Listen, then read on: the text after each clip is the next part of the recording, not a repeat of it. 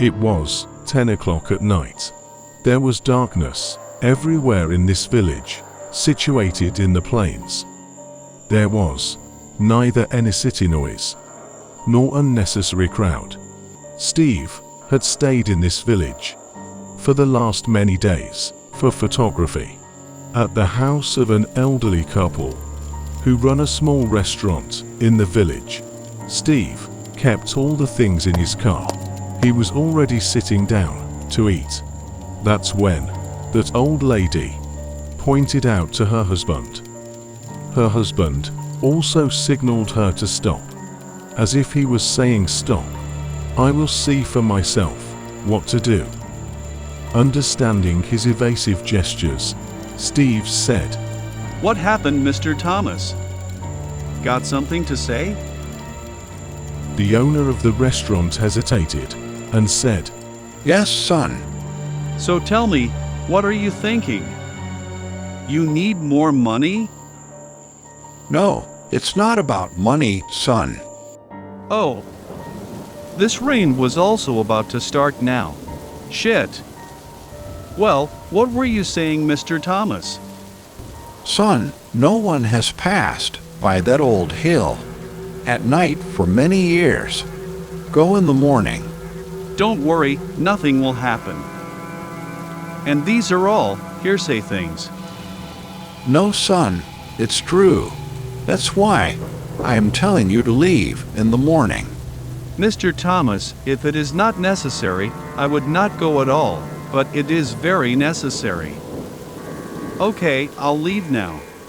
Saying this, Steve placed his hand in Mr. Thomas's hand and started thanking.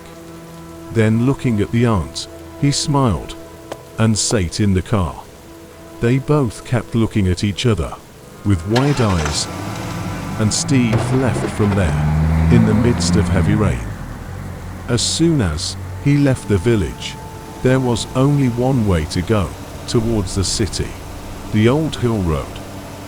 And this hill is called Old Hill because several decades ago, in a huge storm, all the hills of the village were destroyed, except this mountain, and since then, it came to be known as Old Hill, on one side of which there is a ditch, and on the other side there is a hill.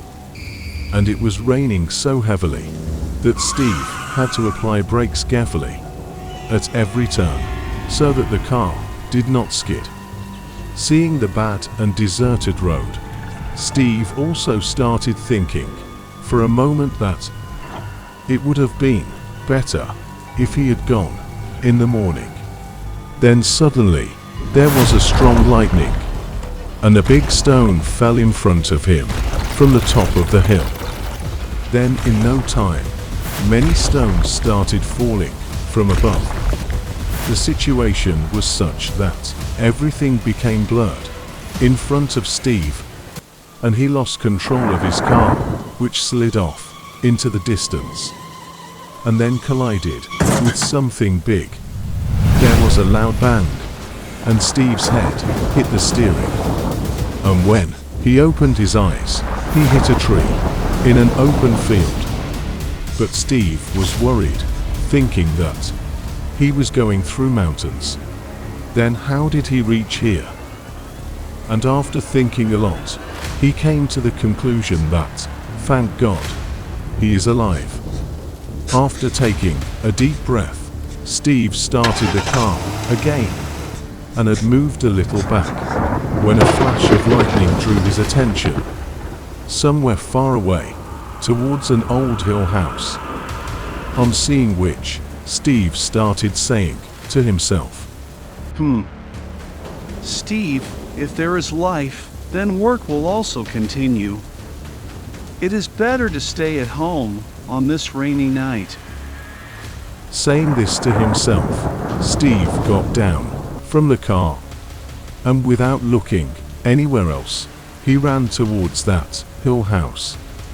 When he reached there, he found there is a faint light coming from a room upstairs. Rest of the mansion is as quiet as if no one has lived there for centuries. Steve was nervous at first, but then knocked on the door. Is there anyone? I am a traveler, need help to spend the night. Is anyone here? It seems that there is no one here. Saying this, as soon as Steve turned back towards his car, he heard the sound of anklets. He thought there was some confusion. But when the voice was heard again, he screamed near the door. Who is there? Is there anyone inside? Absolutely, mister. Wait, I will just come there. That girl's voice, coming from inside, mesmerized Steve in such a way that he put his ear to the door and started listening to the tinkling of her anklets. Then he came to know that light was coming from a crack in the door. He peeped and saw a woman hand from the staircase in front of him, moving towards the door with a candle in an intoxicating gait. Her beauty was such that Steve started falling crazy about her. But after seeing her beauty, he didn't even blink an eye. It seemed to Steve as if some angel, wrapped in a red gown on a white body, is coming to open the door of heaven. Even after opening the door, Steve was still staring at her, as if she was on the stairs. But actually, Steve's eyes were on that lady's legs. So she coughed and said, My face is here, mister. Oh, sorry, I was lost somewhere else. It is not your fault. Men often get lost after coming here. I did not get it. Come inside. The whole night is left to explain. As soon as Steve came in, the woman handed him the candle and started closing both the doors herself. Before she closed the door, the gusts of rain, coming with the wind, drenched her to a great extent. Hey, you got wet. Yes, but not more than you. No issues, I will sit near the fire. This is enough for me. You go and rest, I will leave in the morning. What to do upstairs alone now? I will sit with you and talk only two things. You live alone here? Aren't you afraid? Are you scared here? No, but why do you live alone in such a big mansion? Will you stay with me? Oh, don't be afraid. You won't be able to stay here for long. And Mr. Traveler, a story of my loneliness. Will you listen? Why not? So listen, sir. This is the story of Amelia. 13-year-old Amelia, who was sold by her father to a rich man in the name of marriage. To that man, whose brutality had already killed 5 of his wives.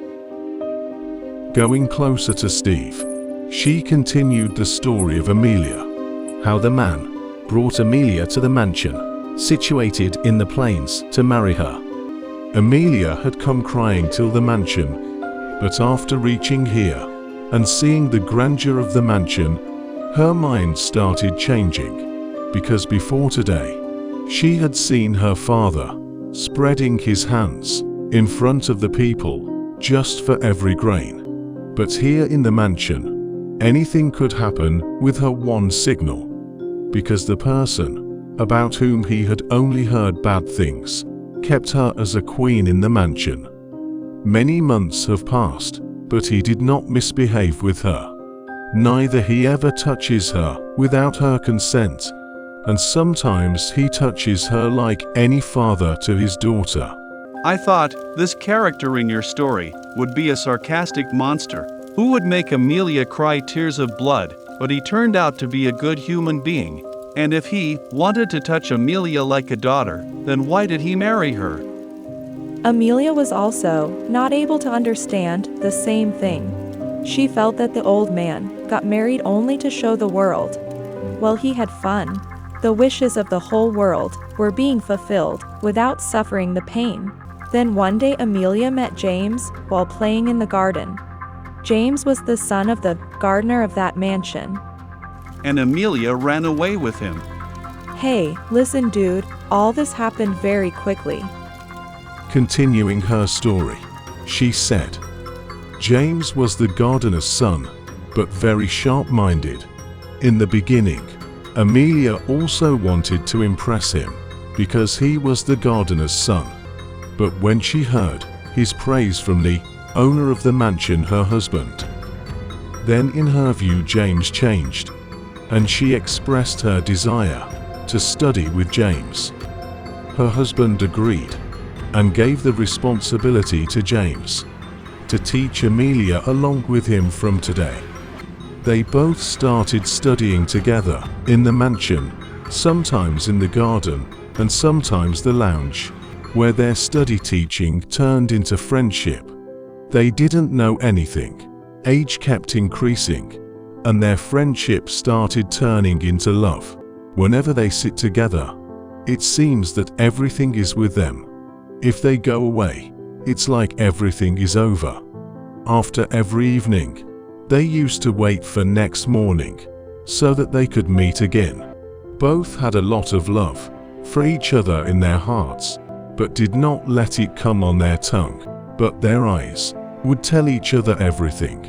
But one day, when the owner of the mansion went out of the house, Amelia brought James inside the mansion.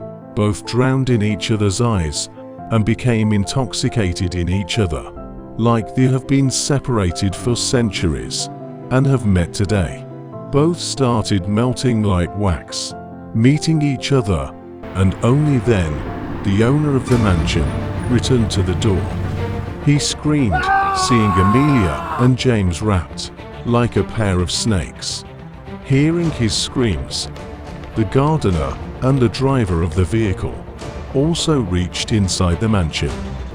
Seeing James and Amelia like this, the gardener understood that today his son's trouble is about to start. So he immediately fell at the feet of the owner and started begging for his son's life. The owner did not say anything. He was just looking at Amelia with tears in his eyes. But James started telling his father that he did nothing wrong, and there is no need to apologize. Then the owner of the mansion got angry and took out a pistol from his waist, and in front of James shot his gardener father. But why did he kill the gardener? And James and Amelia, what happened to them?